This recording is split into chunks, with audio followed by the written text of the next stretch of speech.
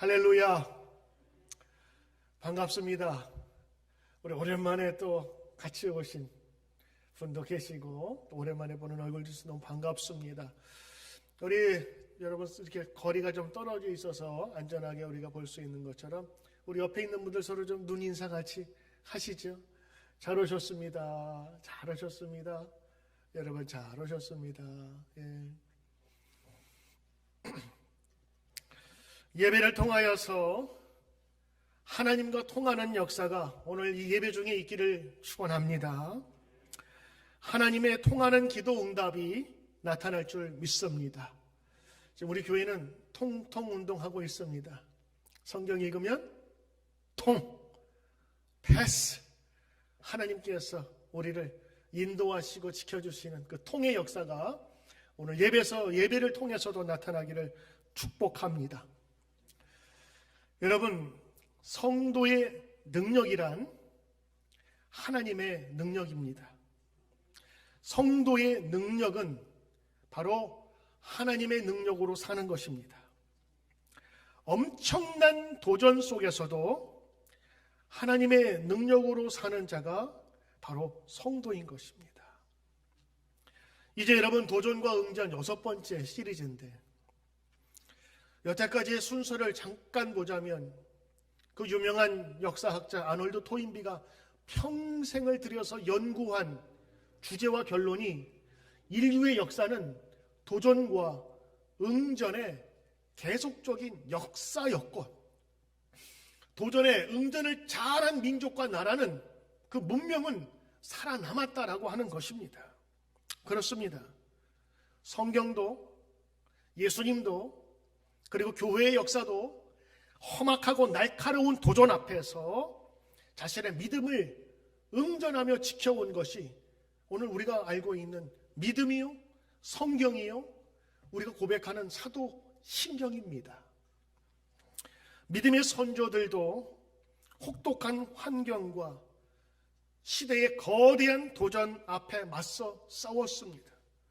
어떤 사람은 새로운 약속의 땅을 찾아서 자신의 모든 것을 버리고 신대륙, 새로운 대륙의 꿈을 안고 종교의 자유를 찾아서 간 사람도 있으며 때로는 심각한 박해 속에서도 이겨낸 사람들이 있습니다. 이것이 교회의 역사입니다. 믿음의 선조가 싸웠던 것처럼 오늘 우리도 지금 싸우고 있습니다.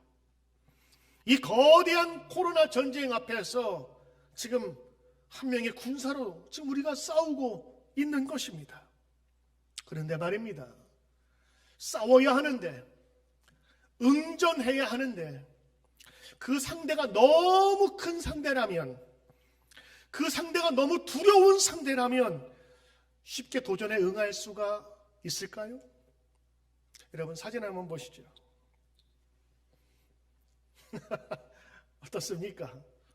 누가 이길 것 같습니까? 만약 이 조그만 소년이 저 덩치 큰 스모 선수의 도전을 받았다면 그 마음은 어땠을까요? 다음 사진 어떨까요? 우리가 예측하는 이 소년의 모습입니다. 흔한 말로 탈탈 털리는 겁니다. 흔들어 멀리 집어던져도 꼼짝 못할 이 작고 왜소한 소년의 모습이 지금 코로나 앞에 있는 우리의 모습이 아닌가 싶어요. 벗어나고 싶어도 벗어날 수도 없고 영향을 받지 않고 싶어도 받지 않을 수밖에 없는 이 심각한 사태가 바로 코로나 앞에서의 우리 아닙니까? 우리는 이 거인과의 싸움에서 누가 이길 것 같습니까? 물어보면 당연히 거인이 이긴다고 우리는 대답합니다. 힘의 논리와 보이는 거대함에 압도당하면 거인이 이기는 것은 당연합니다. 지금 여러분 세상을 지배하고 있는 이 거대한 코로나는 어떻습니까? 우리가 이길 수 있을까요? 저는 이 풍전등화라고 그러죠. 바람 앞에서의 촛불처럼 위태위태한 것이 오늘 우리의 삶 같습니다. 장사하시는 분들은 예전에 10분의 1밖에 지금 수입이 안 들어와서 고생하고 있다고 그러고 자식을 키우는 부모들은 학교를 애들 보내도 문제, 안 보내도 문제. 그 딜레마 속에서 지금 우리는 계속 살고 있어요. 결국엔 코로나가 이겼다. 코로나가 이길 수밖에 없다. 이것이 우리를 더 두렵고 무섭게 만드는 세상의 흐름입니다. 거대한 코로나 공포뿐만 아니라 그 차치하고도 우리 인생의 여러 문제가 얼마나 많습니까? 무너지는 경제와 때로는 막연한 걱정 앞에서 이 실제적으로 다가오는 이 공포는 이 어린아이가 갖는 큰 괴물 앞에서의 모습과도 마찬가지일 것입니다. 과연 우리는 어떻게 응전해야 할까요? 그런데 말입니다. 성경의 이야기는 답답하고 막혀있고 넘을 수 없는 이 거대한 도전에 아주 시원하고 통쾌한 승리를 우리에게 전해줍니다. 거인이 이긴다. 골리앗이 이긴다. 이거는요, 다윗의 승리를 보기 전에 사람들의 통념입니다. 다윗의 이야기는 거대한 도전에 맞선 작고 외세한 소년의 마지막 승리였어요. 그래서 더 통쾌한 것 같아요. 하나님의 사람 다윗의 이야기는 오늘 이 두렵고 음침한 세대를 살아가는 우리에게 세상을 이기는 방법을 알려줍니다. 오늘 그 여행으로 잠시 여러분을 안내할까 합니다. 이 세상에서 가장 유명한 이 전투는 이스라엘의 세펠라 지역이라고 하는 곳에서 벌어졌습니다. 유대 산맥으로 쭉 이어진, 그래서 산과 산이 이어진 것을 능선이라고 그러죠. 그 능선과 계곡들이 이 동쪽에 빼곡히 잡혀 있고 이스라엘의 서쪽은 완만한 지역으로 해안가, 바닷가와 접해 있습니다. 지중해와 접해 있죠. 거기에 텔 아비브라든가 요즘에 아주 해양 도시로서 많은 각광을 받고 있는 그 지형이 해양으로부터 산안까지 이렇게 이어게 됩니다. 그 지역은 포도밭도 있고 밀밭도 있고 그리고 나무 숲이 많아서 물이 풍성해서 살기 참 좋은 곳입니다. 그리고 나서 그 주위를 지역적으로 살펴보면 거기는 군사적으로 아주 중요한 전략적 요충지라고 부릅니다. 거기만 군인들이 점령을 하면 쉽게 공격할 수가 없어요. 방어가 용이한 곳입니다. 거긴 빼앗기면 안 되는 곳이었습니다. 오늘 여러분이 얘기한 다윗과 골리앗의 이야기는 바로 이 지역에서 벌어지는 것입니다. 정확하게는 블레셋 군대와 이스라엘 군대의 그 전쟁은 수없이 많은 산과 계곡에서 벌어진 것입니다. 그 지역의 이름은 오늘 성경은 엘라라고 하고 있습니다. 이 블레셋 군대는 해양 민족입니다. 바닷가에 사는 민족인데 이 이스라엘과 항상 앙숙이었어요. 그리고 이스라엘을 항상 침범하면서 공략했던 그런 나라입니다. 그런데 이스라엘은 주로 베들레헴이나 예루살렘은 산지에 있거든요. 아주 높은 산지에 있습니다. 그러니까 이 산악민족과 해양민족이 지금 충돌을 하고 있는 것이지요. 이 블레셋 군대는 전쟁에는 아주 도 같은 그런 민족입니다. 그리고 수시로 이스라엘을 침공해서 아주 이스라엘과는 철천지 원수의 나라였어요. 블레셋 군대가 이 사울의 나라를 쪼개려고 지금 쳐들어왔습니다. 그러자 이 사울이 신하들을 모아서 빨리 산에다가 진을 치기 시작했습니다. 블레셋 군대는요, 이 남쪽에서부터 올라와서 산 위에까지 올라왔습니다.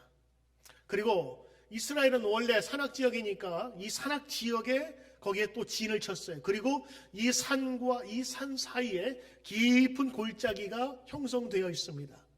이 자연적인 방어선이 구축된 것이죠. 보통 우리는 전쟁 영화에서 보면 큰 넓은 평야에서 막 싸우지 않습니까? 근데 이곳의 지형은 산과 계곡으로 이루어진, 그래서 지금 서로 대립하고 있는 중이었습니다. 서로 마주보는 형세가 되었어요. 하지만 어느 쪽도 섣불리 먼저 움직일 수 없습니다. 공격을 하려면 계곡으로 내려가서 다시 기어가야 되는데 그건 자살행위나 다를 바 없어요. 기어 올라가다 화살 맞거나 돌 맞아 죽습니다. 그래서 성경에 보니까 40일 동안 막 나왔다가 나와라 싸우자 그러다가 다시 들어가고 그 40일을 교착 상태 그냥 그대로 머무르게 되는 겁니다. 그러자 이런 교착 상태를 볼 수가 없었던 이 블레셋 지금 빨리 공격을 하고 다시 가야 되는데 시간을 끌 수가 없거든요. 급박해진 블레셋 군사에 한 사람이 나와서 이야기를 합니다. 야, 대표끼리 나와서 붙자. 옛날에는 그런 경우 많았거든요. 군인들이 피해가 많으니까 대표가 나와서 싸워서 이기면 그 승패를 승복하고 하는 거예요. 근데 나온 사람이 블레셋 대표 청코너 청동 투구를 쓰고 전신에 갑옷을 입은 거인이 등장합니다. 키가 6규빗, 한 규빗이 45cm니까 계산을 해보니까 2m 75예요. 머리에는 노투구를 썼습니다. 몸에는 비닐 갑옷을 둘렀는데 성경에 나온 대로 계산을 해보니까 갑옷의 무게가 57.5kg. 그러니까 여러분 H마트에서 쌀 20kg짜리 3개를 짊어지고 있다고 보면 되는 거예요. 그리고 그가 갖고 있는 검이 있었고 칼이 있었고 창이 있었는데 그 창의 나무 무게는 빼고 그 맨 앞에 달려있는 쇠의 무게만 7kg예요. 그거를 한 손으로 두 손으로 잡아서 돌린다고 생각한다면 엄청난 무기죠. 지금 여러분이 보는 게 다윗과 골리앗의 아마 그 상상도일 거예요. 소년 다윗은 작았지만 골리앗은 2m 70, 아마 저보다 더 컸을지 몰라요. 그리고 방패는 배틀처럼 보였다 그랬어요. 배틀이 뭐냐면 여러분 이렇게 비단 짜는 거 있잖아요. 그 배틀만큼 큰 방패를 들고 왔어요. 그리고 저 옆에 보면 조수병이 방패를 들고 골리앗은 위세당당하게 지금 창을 들고 지금 공격을 하고 있는 것이죠. 아마 이런 그림이 골리앗과 다윗의 싸움일 거예요. 그 거인은 외쳤습니다. 너희는 사람을 택해 내게 보내라. 싸워서 이긴 사람이 모든 것을 가진다. 그래서 오늘 이 말씀을 하는 건데 큰 한판에 나라의 목숨과 민족의 모든 것이 다 걸려있는 큰 도박판이 지금 벌어지게 된 것입니다. 이 정도 되면 청코나 나왔으니 홍코나 나올 만하잖아요. 그런데 이스라엘 진영에서 아무런 움직임이 없어요. 아무도 나갈 수가 없었어요. 누가 그 거대하고 우렁찬 무시무시한 상대와 싸울 수가 있겠어요. 더군다나 그의 목소리는 골짜기에서 울리고 울려서 거인이니까 목소리도 얼마나 굵겠어요. 그가 포효하는 소리가 사자와 같이 쩌렁쩌렁 울리는 괴물 앞에 누가 나가겠습니까? 홍코너 이스라엘 대표주자는 대표주자 없이 그렇게 며칠을 보낸 것 같아요. 계속되는 도발에 그들은 지쳐버렸습니다. 그런데 말입니다. 전쟁에 참가한 형들에게 음식을 갖다 주러 베들레헴에서 온 양치기 소년이 있었는데 오늘 그 소년이 자원해서 나갑니다. 아이 저 골리앗 내가 이길 수 있어요. 그 소문이 사울에게 들립니다. 그리고 사울 앞에서 얘기하죠. 곰과 사자가 내 어린 양을 잡아가면 저를 쫓아가서 그들에게 물맷돌을 먹이고 그 어린 양을 그 예비에서 끌어냈습니다. 그들이 덤벼들 때는 내가 그들을 물리쳤나이다. 이 소식이 사울에게 전해지자 사울이 그를 불러서 자초지종을 듣습니다. 근데 신기한 게 아니 사울이 그 어린 소년을 대표로 보냈다고 하는 게 전 이해가 아직도 안 갔어요.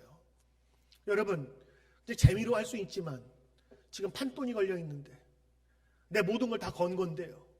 거기서 지면 내가 지는 거고 다 뺏기는 놀이 그 판에서 어린아이를 보낸다고요?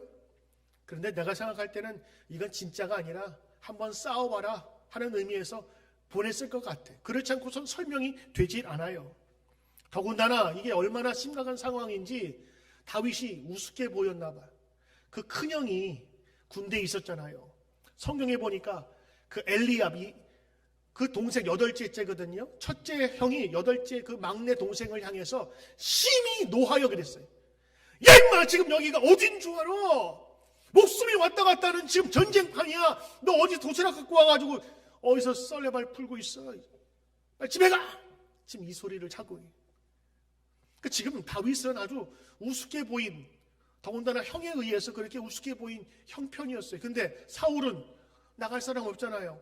아니 얘는 지금 물맷돌 하나로 사자도 잡고 곰도 잡았다는데, 그래? 저 곰처럼 생긴 놈 한번 잡아봐라. 그래서 보냈을 거예요. 근데 보낼 때 그냥 보내기 힘드니까 자기가 사울이 입었던 갑옷과 투구를 칼을 입혀 보냅니다. 성경엔 이렇게 되어 있어요. 39절에 여러 번 읽으셨는데, 자, 내 것을 가지고 가라 그랬어요. 다윗이 칼을 군복으로 차고는 익숙하지 못함으로 시험적으로 걸어보다가 이것을 입고 가지 못하겠나이다 하고 곧 벗고, 그리고 양치기의 모습으로 그냥 가게 됩니다.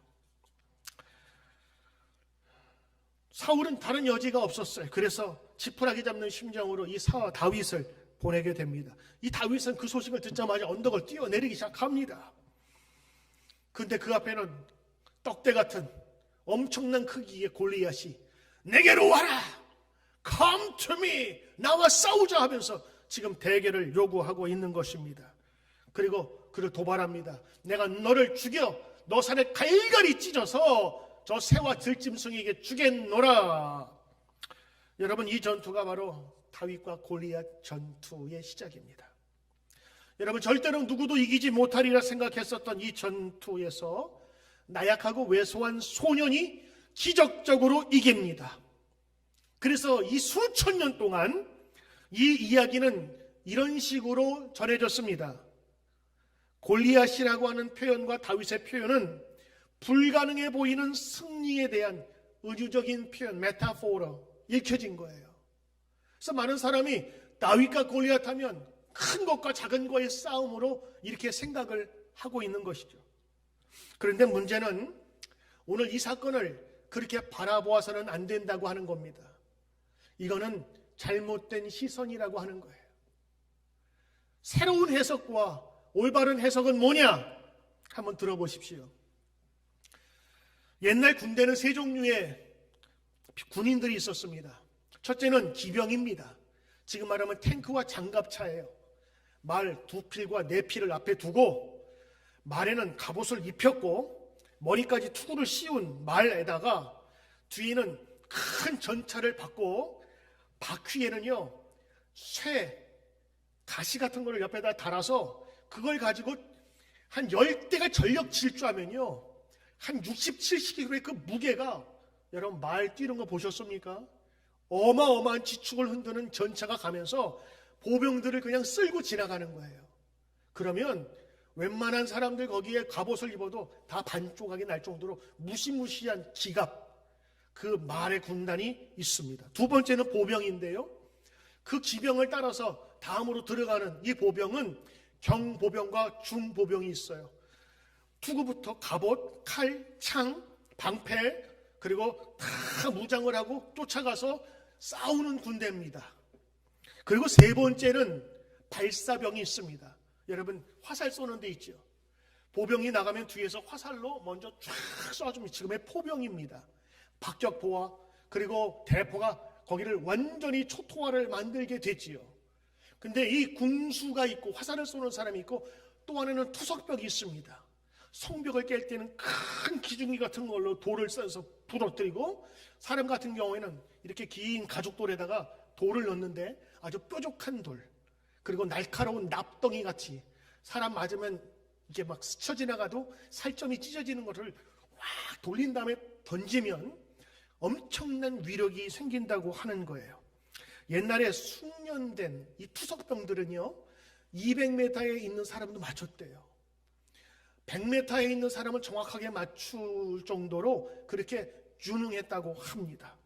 여러분 지금 제가 돌려서 저기에 있는 민우한테 근처에도 안 갈 거예요. 저 튀어가거나. 그런데 훈련된 사람은 정확하게 자기의 원하는 대로 보낼 수 있다 그래요. 여러분 메이저리그 투수가 그렇잖아요. 자기 원하는데 정확하게, 그것도 그냥 던지는 게 아니라 슬라이스, 커브로 휘어가면서 거기에 정확하게 집어넣을 수 있는 게 투수잖아요. 그 사람들은 비싸요. 그만큼 값어치를 하니까. 그리고 이 로마 군인들은요, 이 투석군들이 얼마나 무서웠는지 그들이 던진 그 휘둘리는 그 속에 들어있는 납덩이, 날카로운 돌들이 박히면 그것만 전문으로 뽑는 핀셋을 가지고 다닐 정도예요. 그러니 보병들에게 있어서 이 투석군은요, 너무 두려운 존재예요. 멀리서 쫓아가야만 나는 죽일 수 있는데 걔들은 던져가지고 나의 정확한 부분들을 요격을 하니 지금 말하면 스나이퍼 같은 사람이에요.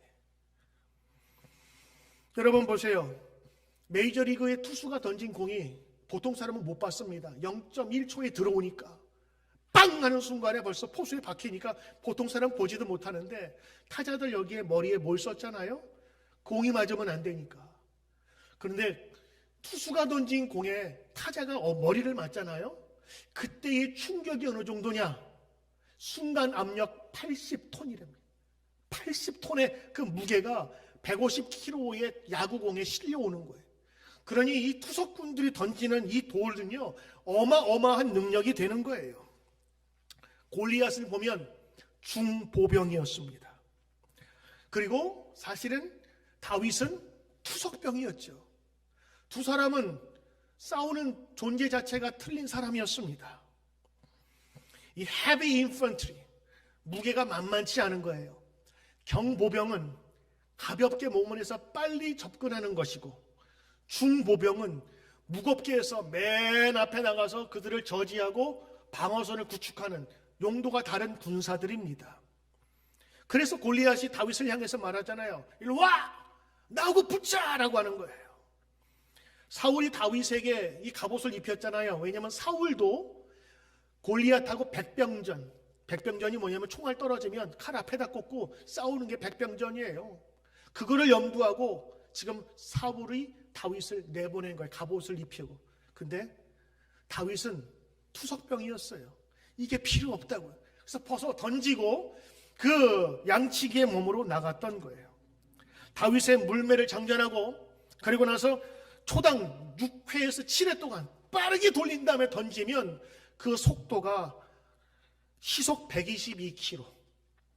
그 돌이 사람의 머리에 맞으면 관통을 하거나 머리가 부서져 버린다고 합니다. 이쯤이면 작은 권총과 위력이 같대요. 정지에 있던 골리앗에게 다윗이 던지는 이 물맷돌은 아주 쉬운 먹잇감이었습니다. 게임이 될까요? 골리앗은 57kg와 그리고 중무장한 칼과 창을 두르고 있었고, 그리고 근접 전투, 가까이 와서 서로 싸워서 붙는 전투를 준비하고 있었습니다. 칼을 꺼내고 창을 준비하고 공격을 위해서, 방어하기 위해서 방패를 가진 싸움. 그러나 다윗은 그 골리앗과 다른 싸움을 준비합니다. 다윗이 골리앗에게 외칩니다.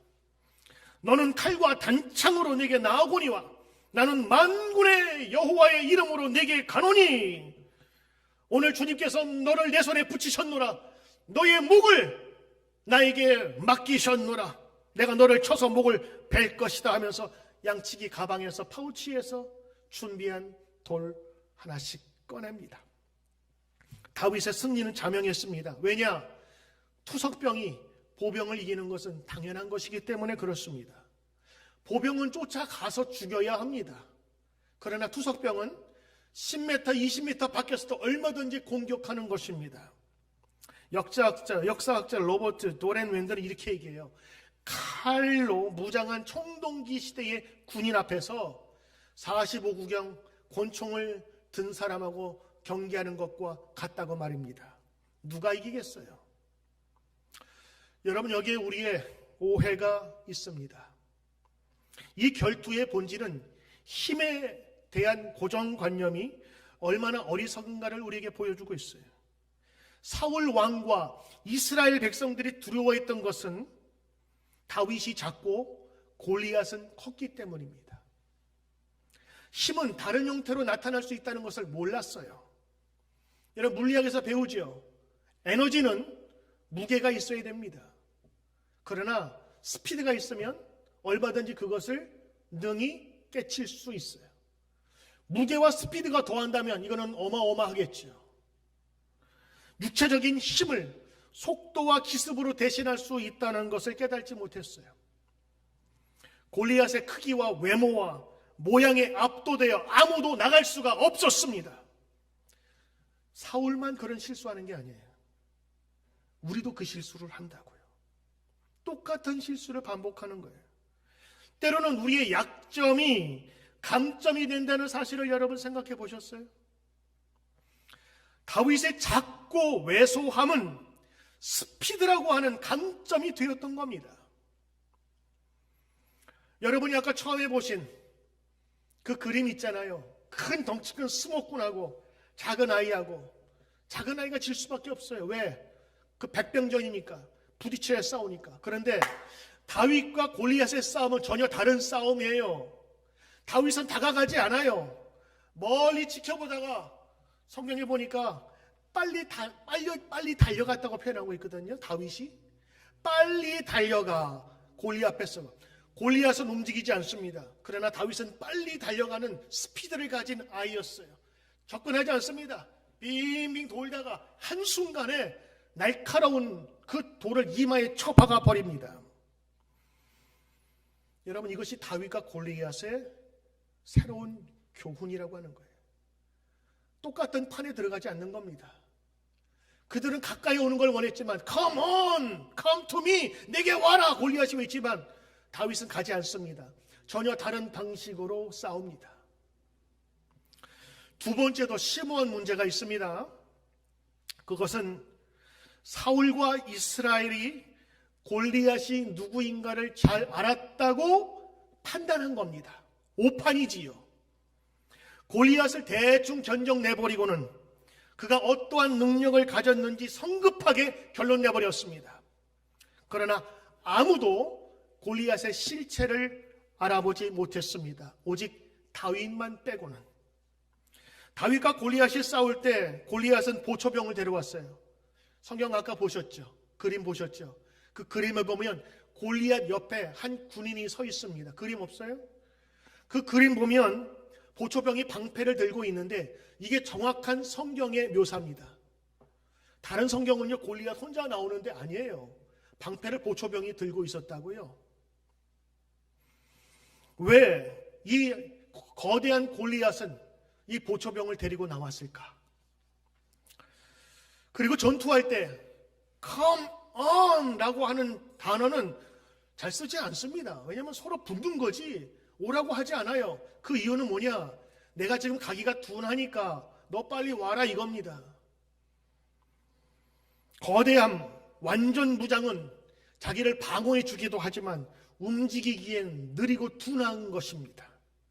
그리고 이상한 말을 합니다. 네가 나를 개로 알고 막대기들을 갖고 왔느냐 이렇게 얘기를 해요. 우리 한국 성경에는 이렇게 되어 있어요. 네가 나를 개로 여기고 막대기를 가지고 나왔느냐. 근데 영어 성경 볼래요? 거기 뭐라고 되어 있어요? You come to me with sticks. Sticks.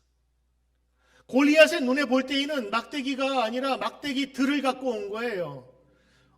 이 성경을 가지고 의학자들이 판단을 한 거예요. 다윗이 가진 다윗의 막대기는 하나였는데 골리앗의 눈에는 막대기 들로 보인 거예요. 의학 전문가들은요, 이 상황을 이렇게 해석을 합니다. 의학자들이 골리앗은 심각하게 지금 안 좋은 상태라고 하는 거예요. 그의 그 모습이나 그의 형태를 보면 비대하게 크잖아요. 정상이 아닌 거예요. 이것은 그 뇌하 수체에 악성 종양이 생겨서 끊임없이 성장 호르몬이 나오는 이건 질병이라고 하는 거예요. 그러니까 2m 75가 되려면요, 성장 호르몬이 닫히면 안 돼. 지금도 죽을 때까지 커가고 있는 거예요. 그런데 이 말단 비대증을 갖고 있는 사람들이 갖고 있는 합병증이 있대요. 그 병이 뭐냐면 시력이 나빠지는 거예요. 왜냐? 이 튜머가 이 안에서 자라고 있어가지고 이 눈을 눌러 압력을 가하니까 이 눈이 흐려지고, 그리고 이 사람들이 갖고 있는 것이 복시증이라고, 물건이 2개, 3개로 보이는 것으로 이렇게 합병증이 발전해 눈이 잘 안 보이는 거예요. 골리앗이 왜 보초병을 데리고 왔을까? 그냥 나가지. 그 힘 좋은 애가. 그것은 그 병사가 골리앗의 눈을 대신한 거예요. 골짜기니까 미끄러질 수 있으니까 조심조심 그 넘어지지 않게 데리고 간 역할을 한 거예요.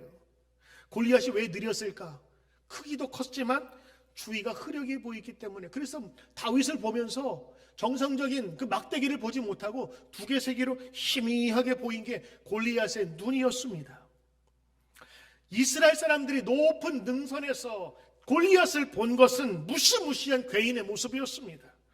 실제로 이 거인의 엄청난 몸짓은 골리앗의 최대 강점이었습니다. 그러나 전투에 앞선 특별히 다윗과의 전투에서는 이 골리앗의 강점이 불리하게 되었어요. 여기에 온갖 종류의 거인과 맞서는 전투에 필요한 중요한 교훈이 있습니다. 바로 강력하고 힘센 것들이 언제나 겉보기와 같지 않다고 하는 것입니다. 다윗은 작지만 빠른 속도로 골리앗을 향해 갔습니다. 이 성경의 표현이에요. 빠르게 달려갔다라고 하는 거예요. 그의 반면에 골리앗은 움직임이 둔해서 오라고만 지금 외칠 뿐이었습니다. 작은 소년이 그토록 빠르게 지나간 것을 골리앗은 희미하게나 봤지 정확하게 캐치도 못했을 거예요. 더군다나 그 다윗이 빙빙빙 돌았다면 아마 이걸 돌다가 얼마나 어지러웠을까요? 저는 다윗과 골리앗에 대해서 수많은 설교를 해왔어요. 그리고 많은 설교를 들어보았지만 오늘 이 다윗과 골리앗에 대한 이러한 접근은 아주 너무 새롭고 신선했어요. 제가 오늘 이런 접근은 말컴 글래드웰이라는 아주 유명한 작가가 있는데 티핑 포인트 뭐 이런 분 쓰신 분이에요. 이분이 다윗과 골리앗을 쓰면서 한 말입니다. 저는 아주 날카롭게 이것을 판단했다고 봐요. 다윗과 골리앗의 이야기는 그냥 작은 게 큰 것을 이겼다라고 하는 기적적인 전승을 하는 것이 아니라 한꺼풀만 뒤집어 보면 이거는 이기는 전쟁이었다고 하는 거예요. 때로는 작고 약한 것, 약점들을 가진 그 존재가 강하다고 생각하는 것들은 이긴 전쟁이라고 하는 거예요. 여러분, 인생을 살면서 정말 우리를 두렵게 하는 것이 무엇입니까? 거인의 겉모습만 보고 성급하게 두려워 겁내했던 건 아니에요? 다윗은 하루 강아지 범 무서운 줄 모르고 달려갔던 철부지가 아니었습니다. 그는 전능하신 하나님의 손길을 믿었던 사람이었고 자신의 약점을 강점으로 이용한 사람이에요. 만약 다윗이 사울이 준 칼과 갑옷을 입고 나갔다면 그는 죽었을 거예요. 그러나 그는 다른 방법으로 싸웠어요. 자신의 약점인 왜소하고 약함을 스피드라고 하는 것과 그리고 검으로는 당해낼 수 없는 이 궁수 투석병의 그 스피드로 그 무거운 급소를 찌름으로 말미암아 한순간에 무너뜨렸던 것입니다. 그것은 도저히 골리앗이 방어하지 못하는 것이었어요. 여러분, 이제 이야기를 마칩니다. 저와 여러분에게는 오늘 골리앗의 도전이 늘 있습니다. 어떤 사람은 그것이 신분이 될 수 있고 어떤 사람은 돈이 될 수 있어요. 어떤 사람은 매일매일 나가야 하는 직장에서 이 골리앗을 만납니다. 어떤 사람은 매상이 그날의 골리앗이 될 수 있어요. 어떤 사람은 이 도전에 두려워하는 사람이 있는가 하면 어떤 사람은 그 도전을 믿음의 눈과 하나님이 주시는 지혜로 약점을 강점으로 바꾸는 사람도 있습니다. 보이지 않던 이 코로나 바이러스가 엄청난 거인이 되어서 우리 앞에 나타나 버렸습니다. 나라와 나라를 막아버렸습니다. 교육의 시스템을 바꿔버렸어요. 경제의 모든 구조들을 다 뒤집어 버렸습니다. 그로 인해서 많은 사람이 고통당하고 있습니다. 때로는 코로나가 아니더라도 우리 인생에 거인이 나타났을 때 오늘 이 다윗과 골리앗의 싸움을 통해서 배울 수 있는 두 가지만 기억하고 가시길 바라요. 첫째, 믿음의 사람은 하나님의 도우심을 결코 잊지 않는다. 믿음의 사람은 하나님의 도우심을 절대 잊지 않는다. 믿음의 사람은 하나님의 도우심을 기억한다. 왜냐? 다윗은요, 이 믿음을 빼면 이야기가 안 돼요. 이 글을 썼던 말콤 이 글래드웰도 크리스천이었어요. 그러면서 믿음의 눈으로 바라본 거예요. 거대한 골리앗을 향해서 달려가면서 너는 칼과 단창으로 나오느냐? 나는 만군의 여호와 전능의 하나님의 이름으로 나간다. 하나님이 나에게 너의 목을 나에게 주셨다. 어떻게 그런 용기가 나겠어요? 그건 하나님이 주는 절대적인 능력에서 기인한 것입니다. 여러분, 믿음을 잃지 마십시오. 믿음을 가지십시오. 성도는 전능하신 하나님의 능력으로 사는 사람입니다. 그리고 다윗이 이렇게 얘기해요. 사울 앞에 가서 광야에서 사자와 곰의 발톱에서 지키신 하나님이 나를 지켜주실 것입니다. 이게 누군 줄 아세요? 우리가 읽진 않았지만 사울 앞에서 고백하는 거예요. 할레바진 블레셋 사람이니까 그가 그 짐승의 하나같이 되리라. 짐승처럼 나를 지켜주신 하나님께서 지금도 도와주실 것이라는 믿음이에요. 여러분, 은혜 받은 게 있으시고 하나님의 역사를 경험한 사람은 잊지 마십시오. 그 하나님이 오늘도 역사하시는 것입니다. 두 번째입니다. 여러분, 이 다윗이 가진 가장 큰 장점이 뭔지 아세요? 약점을 제대로 보았다고 하는 것입니다. 약점에 유리함이 있습니다. 그리고 강점에 불리함이 있습니다. 우리는 생각하죠. 강점은 무조건 좋은 거고 약점은 나쁜 거다. 아니에요. 약점 때문에 오히려 발전할 수 있습니다. 특별히 성도는 그래요. 크리스찬은 그래요. 약점 때문에 우리가 교인이 된 거예요. 약점 때문에 우리가 하나님의 자녀가 된 거라고요. 그렇지 않으면 우리는 설 수 없어요. 내 자신의 힘을 뺄 때에 하나님의 능력이 거하시기 때문인 것입니다. 내 힘과 내 능력으로 일할 때 하나님의 능력은 나타나지 않습니다. 내 약점 때문에 오히려 하나님께 나아가는 거예요. 저는 어렸을 때 병 때문에 우리 어머니가 교회에 저를 데리고 나갔어요. 병이 없었더라면 저는 교인도 목사도 안 됐을지 몰라요. 생각해 보세요. 여러분, 하나님을 만나게 된 때가 언제입니까? 가장 약할 때 아니겠어요? 내 힘으로 안 될 때 아니겠습니까? 작곡가 데니스 저니거는 이렇게 곡을 썼습니다. 약할 때 강함 되시네 나의 보배가 되신 주 나의 모든 것. 그렇습니다. 약할 때 강함 되십니다. 다윗이 위대한 점은 약할 때 그가 하나님을 보았고 약할 때에 약한 것을 강점으로 바꾸었던 사람입니다. 모세는 광야에서 하나님 만났어요. 베드로는 예수님 배신하는 그 자리에서 예수님의 눈을 보았어요. 혈류병 가진 여인은 병을 가졌기 때문에 예수님의 옷자락을 만졌다고요. 요셉은 감옥에서 하나님을 만났어요. 사도 요한은 감옥에서 계시록을 쓰면서 하나님의 나라를 보게 된 것입니다. 이 모두가 인생의 약한 곳이라는 곳에서 하나님의 임재와 체험을 경험한 거예요. 오늘 다윗과 이야기는 다시 써야 합니다. 저는 이 작가의 그 시선과 저는 결을 맞추고 싶어요. 정말 잘 보았어요. 작은 사람이 큰 사람을 기적적으로 이긴 사건이 아니라 이건 치밀하게 이길 수밖에 없는 사건이라고요. 이것을 우리한테 묵상을 한번 적용해 본다면 차별과 장애를 겪었거나 아니면 부모를 일찍 잃었거나 아니면 불우한 가정 형편에서 자라나왔다고 생각하는 모든 사람들 혹은 학교에 진학했다가 쓰나큰 실패를 앞둔 여러 상황에 있는 사람들, 바로 이러한 골리앗과 같은 거대한 방어벽이 있을 때 그것에 빠지지 않고 새로운 어려움을 헤쳐나갈 수 있는 그 눈을 가지는 것이 바로 이 골리앗과 다윗의 이야기 속에서 배워야 될 것이라는 것입니다. 약자의 약점에 숨겨진 아름다움과 위대함, 강자의 강점에 숨겨진 나약함과 한계를 주목해야 하는 것, 바로 그 이유가 여기 있습니다. 다윗은 영민하게 자신의 약점을 이용해 승리하였습니다. 그리고 전능하신 하나님의 능력을 믿은 믿음의 사람이었습니다.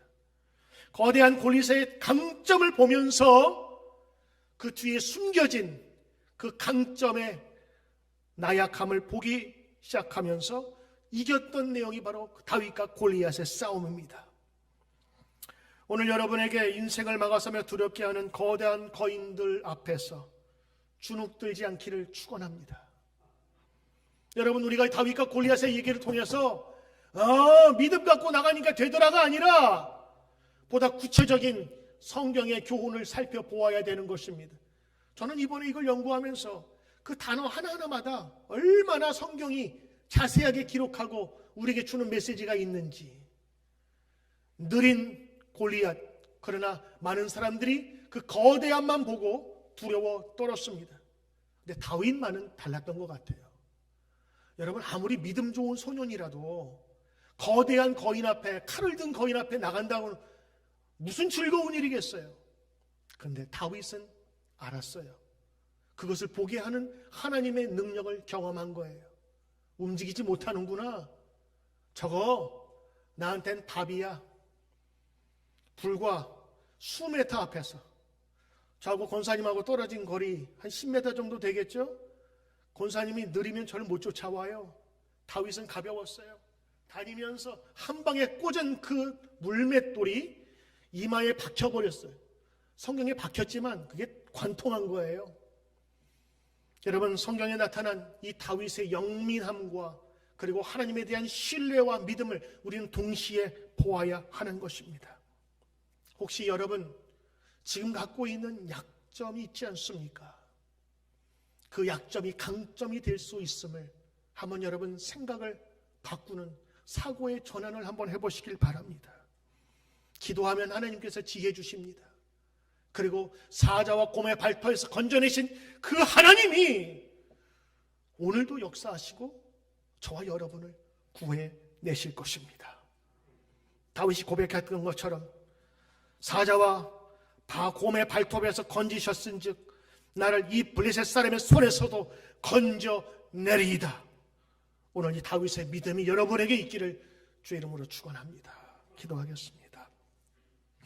전능하신 하나님, 다윗의 하나님, 곧 나의 하나님, 어제도 역사하신 하나님이 오늘도 우리를 지키시고 인도하실 줄 믿습니다. 생명과 죽음이 교차하는 전쟁터에서도 이 거대한 골리앗 앞에서도 전능하신 하나님의 능력을 믿게 하옵시고, 우리의 인생을 막아서는 저 인생의 거인들의 약점을 보게 하여 주시고, 내 약점이 강점이 되도록 바꾸시는 주님의 권면과 능력을 의지하게 하옵소서. 오늘 예배드리는 모든 성도 한 사람 한 사람 다 모두가 강자가 아닌 약자로 섰습니다. 하나님, 우리의 약점이 강점으로 바꾸어지도록 인도하시고 전능하신 손이 우리를 붙잡게 하옵소서. 예수님의 이름으로 기도드리옵나이다. 아멘.